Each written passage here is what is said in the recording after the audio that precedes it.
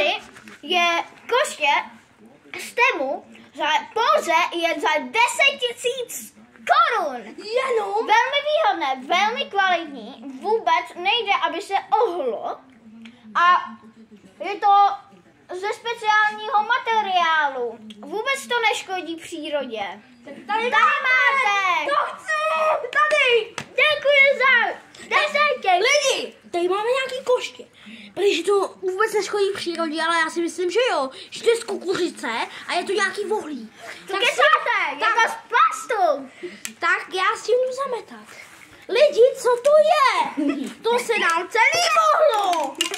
Lidi!